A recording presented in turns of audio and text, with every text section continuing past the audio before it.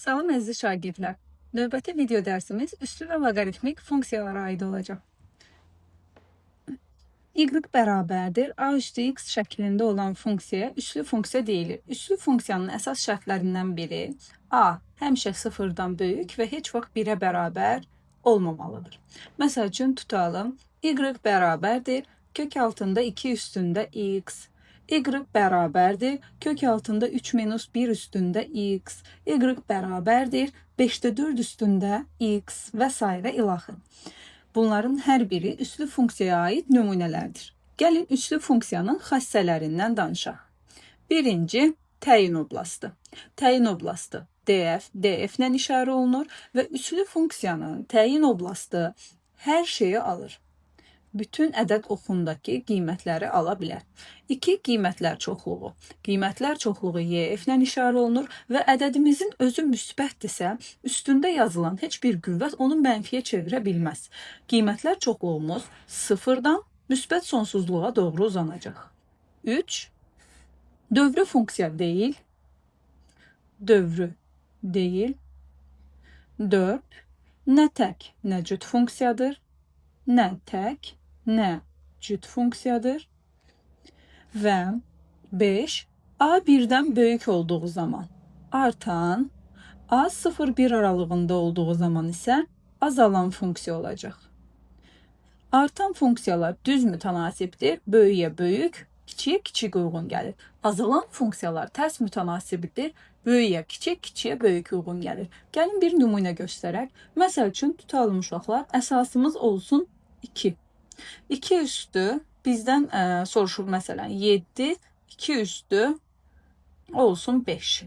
Əsas əgər 1-dən böyükdürsə, deməli artan funksiyadır.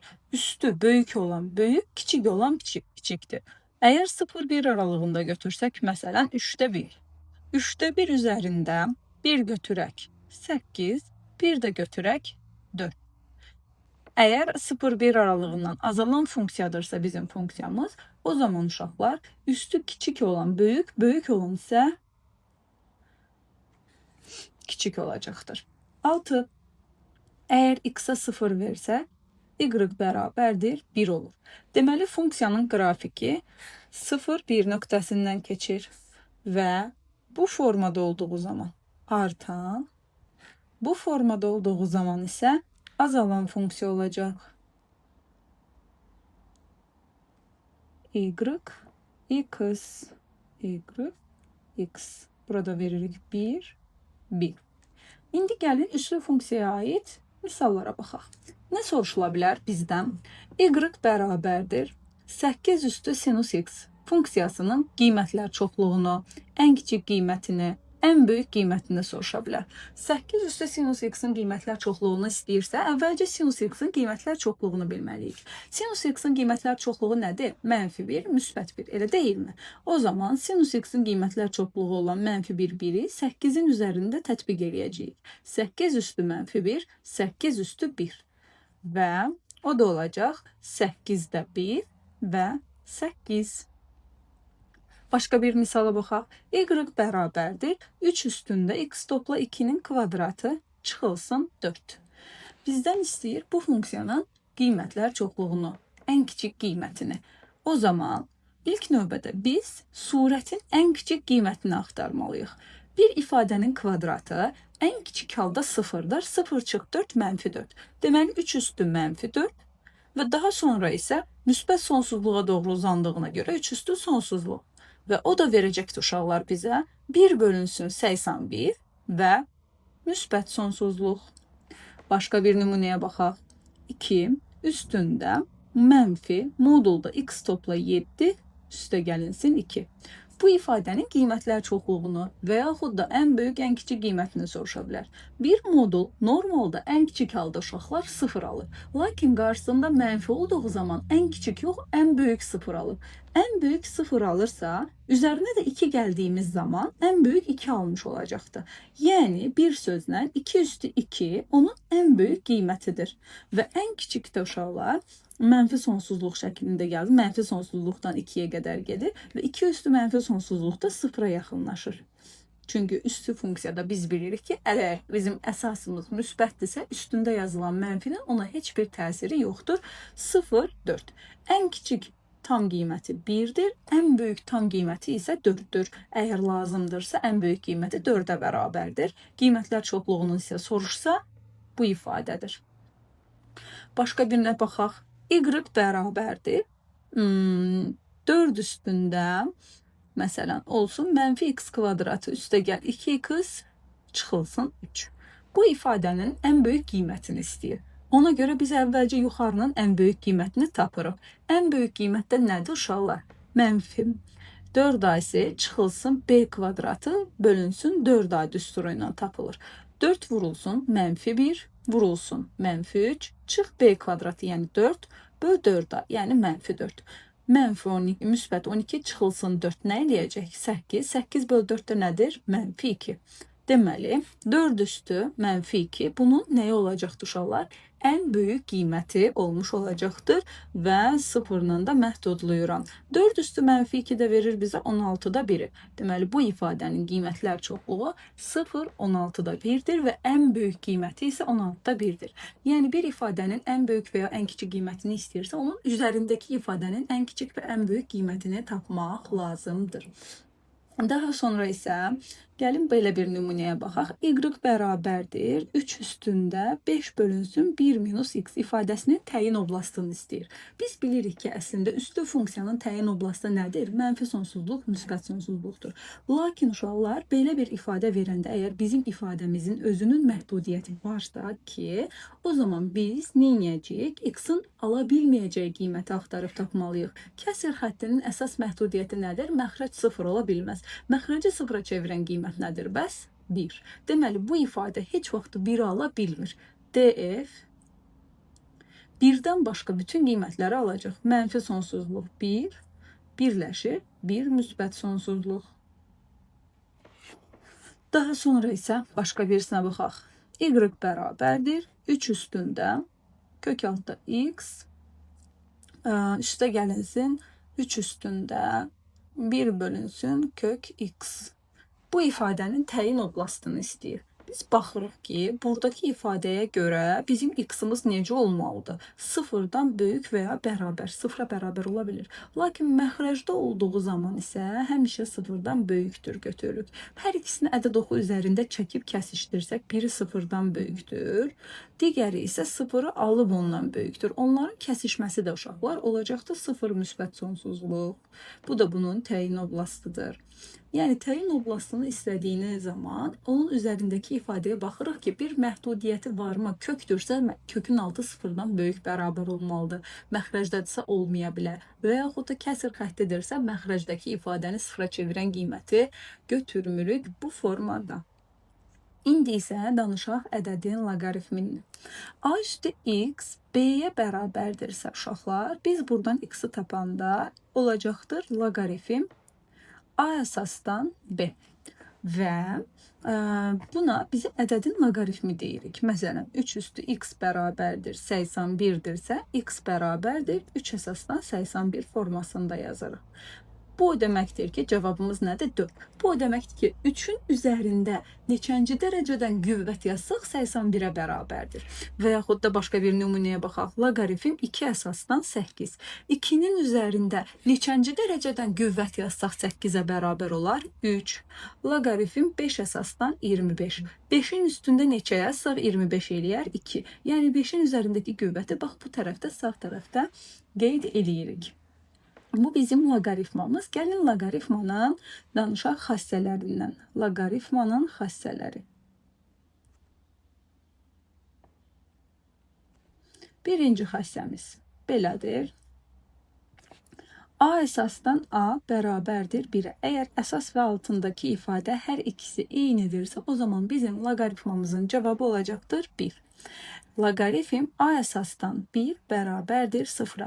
Altındakı ifadə uşaqlar, bax burada 1-dirsə, bu hissənin nə olmasından asılı olmayaraq cavab həmişə 0-a bərabər olacaq.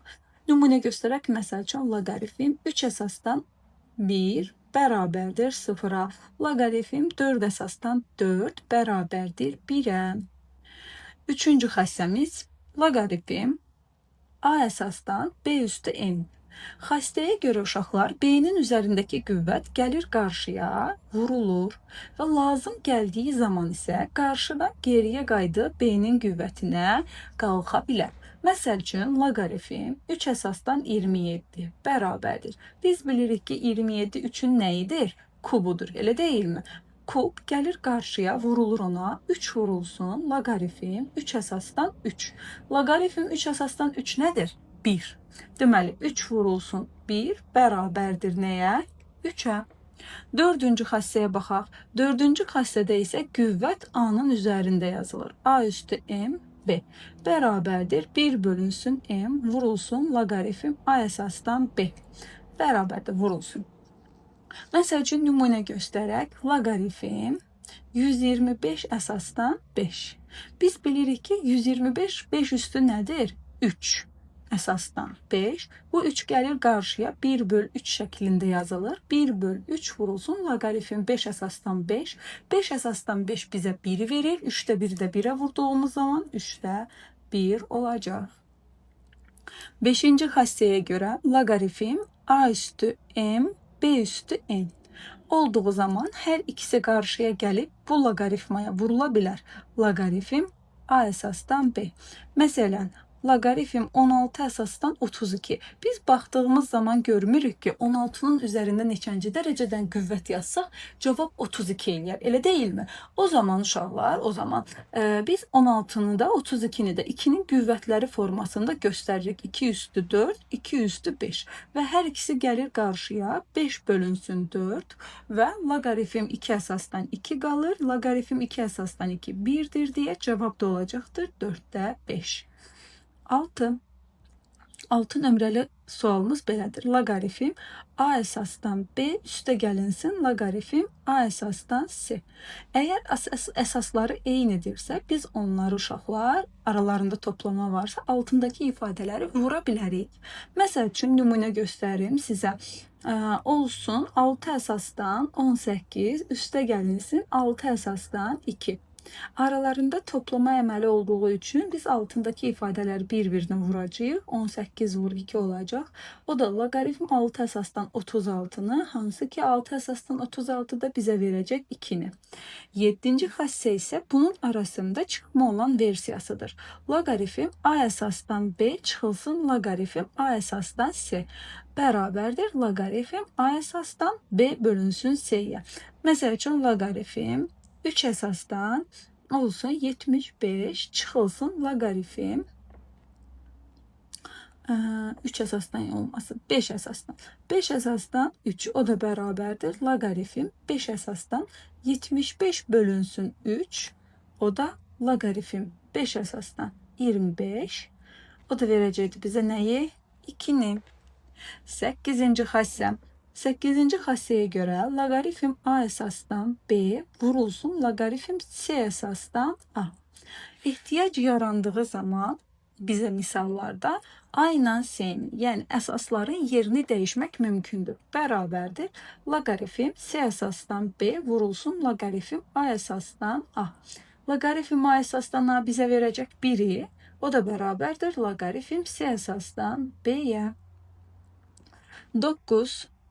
A üstündə loqaritm B əsasdan C bərabərdir. Ehtiyac yarandığı zaman misallarda A ilə loqaritmanın altındakı ifadə ikisi yerini dəyişə bilir. C-nin üstündə loqaritm B əsasdan A şəklində yaza bilirik. Məsələn, tutalım, olsun 3 üstündə loqaritm 9 əsasdan 4. O zaman biz 9 əsasdan 4-dən bir şey ala bilməyəcəyimizə görə 3 ilə 4-ün yerini dəyişirik. 4 üstündə loqaritm 9 əsasdan 3. 9 əsasdan 3 bizə 2də 1-i verir. 4 üstü 2də 1 də bizə verəcək uşaqlar. 2 üstü 2 vurulsun 2də 1. 2-lər gedəcək 2.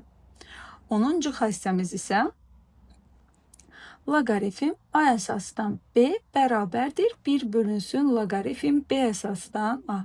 Ehtiyac yarandığı zaman əsaslar və altındakı ifadələr yerlərini dəyişə bilir, lakin tərsinə çevirmək şərti ilə. Məsəl üçün, tutalım, olsun 64 əsasdan 2 bərabərdir. Biz bunu 1 bölünsün loqaritm 2 əsasdan 64 şəklində də yaza bilərik. Yəni 1 bölünsün 2 əsasdan 64 cavabı 6-nı verir. 6-da 1. 11-ci xəstə əsasdan əsasa keçməkdir. Loqaritm A əsasdan B-ni biz uşaqlar yaza bilərik. Loqaritm C əsasdan B bölünsün loqaritm C əsasdan A. Əgər bizə verilən misalda verdiyi ifadədəki məsəl üçün dərəcə fərqlidirsə, istədiyi ifadənin dərəcəsi fərqlidirsə, biz özümüz başqa bir əsasa, istədiyimiz bir əsasa keçid edə bilirik. Məsələn, tutalım. İxtiyari bir nümunə göstərim. Loqaritm 5 əsasdan 3-ü siz belə də yaza bilərsiniz. 4 əsasdan 3 bölünsün loqaritm 4 əsasdan 5 və yaxud da 7 əsasdan 3, 7 əsasdan 5. Onu hansı formada yazmağınız isə sizə verilən ifadədəki nə verilibsə ona uyğun olaraqdır. Sənə verilən şərtdə əgər 7 əsas verilibsə 7-ni, 4 verilibsə 4 uyğun götürəcəksiniz. 12. Əgər bizim loqaritmamızın əsası 10-dursa, o zaman bu loqaritmaya natural loqaritma deyilir və LJ kimi işarə olunur. Məsələn, LJ-min bərabərdir 3-ə. LJ 0,2 bərabərdir -2-yə. Əgər loqaritmanın əsası Y-dirsə, eyli ədədidir Y və 2,71-ə bərabərdir. O zaman onu ln kimi işarə edirik və ln A-ya bərabərdir. ln Y üstü 3 bərabərdir 3-ə. Bu bizim loqaritmamızın xəstələri. İndi isə danışaq loqaritmik funksiyadan. Y bərabərdir loqaritm A əsasdan x şəklində olan funksiyaya loqaritmik funksiya deyilir. Və loqaritmik funksiyada A həmişə 0-dan böyük və heç vaxt 1-ə bərabər ola bilməz. Üslü funksiya və loqaritmik funksiya uşaqlar bir-birinin tərsidir. Məsəl üçün tutalım, nümunə göstərək. Loqaritm 3 əsasdan x, loqaritm 2-də 1 əsasdan x və s. ilaxır. Bunların hər biri loqaritmik funksiyadır. Gəlin danışaq xəstələrindən. Birinci təyin oblastından. Təyin oblastı digər funksiyanın, yəni üslü funksiyanın qiymətlər çoxluğu ilə eynidir. Yəni bizim x-imiz 0 müsbət sonsuzluğu olmalıdır. Hər nə istəyir olsun, loqaritmanın altındakı ifadəni həmişə 0-dan böyük götürüb bərabərsizliyi həll eləməyiniz lazımdır. İkinci YF. YF isə bərabərdir mənfi sonsuzluğa və müsbət sonsuzluğa. Üçüncü nə tək nə cüt funksiyadır. Nə tək, nə cüt funksiyadır. Dördüncü, dövrü funksiya deyil, dövrü deyil. Beşinci, A 1-dən böyük olanda artır, A 0-1 aralığında olanda isə azalır. Qrafikdə x-ə 0 verə bilməyəcəyim üçün y-ə 1 verirəm. Y-ə 1 verəndə y-ə 0 verirəm, daha doğrusu y-ə 0 verəndə isə x də bərabər olacaqdır 1-ə. Qrafiki quraq. 1-0 nöqtəsindən keçməlidir. Əgər belə olarsa qrafik artan, belə olarsa isə azalan funksiyadır. 0-dan 1 arasında. Bu isə azalandır. Artan. Loqaritmik funksiya ilə bağlı da belə bir suallar verə bilər. Məsəl üçün, loqaritm 3 əsasdan 5 çıx x bölünsün 2 toplu x ifadəsinin təyin oblastını tapın. Biz bilirik ki, loqaritmanın altındakı ifadə hökmən necə olmalıdır? 0-dan böyük olmalıdır. 5 çıx x bölünsün x toplu 2 böyükdür 0-dan. Ədəd oxunu çəkirəm. Hər ikisini 0-a çevirən qiymətləri qeyd edirəm. -2, 5, interval qururuq uşaqlar. Müsbət, mənfi, müsbət işarələri təyin eləyək. Yox, müsbət, mənfi, müsbət deyil. Çünki bizdə mənfi işarə ilə başlayacaq. Mənfi, müsbət, mənfi işarələri yerləşdirdim. Müsbət aralığımız nədir? -2, 5. Və yadınızda saxlayın ki, bəzən loqa x-ı həm bu hissəyə verir, həm də bu hissəyə verir. Məsələn, burada ola bilər, nə? 3, məsələn, x çıxılsın, 3 bölünsün. 2 çıx x oldu mu? Deməli, ilk əvvəl birinci bunu 0-dan böyük götürürük. Bu bərabərsizliyi həll eləyirik. 2, 3, interval qururuq. 2 məsəl üçün tutalım. 2-dən böyük götürək. Bura 7 yazaq istəyirsiniz. Daha yaxşı olsun. Bu 3 olacaq. Bu 7. İndi 7-dən böyük götürürük. Məsələn 8. 8 götürsək mənfi. Sonra müsbət olacaqdır. Sonra isə mənfi. Bizə 0-dan böyük aralığı lazımdır. 3-7 aralığı. Bu yuxarıdakına görədir. 4 çıxılsın x-a görə isə uşaqlar 0-dan böyük olasını nəzərə alsaq x 4-dən kiçik olmalıdır və nə ola bilməz? 3 ola bilməz. Deməli 4-dən kiçik olmalıdır. 3-7 aralığında 4-dən kiçik olmalıdırsa bu tərəfə doğru gedir və onun cavabı da 3-4 aralığı olacaq. Yəni hər ikisini tapıb ayrı-ayrılıqda kəsişdirməyimiz lazımdır. Belə bir qeyd verəcəm sizə loqaritma ilə bağlı.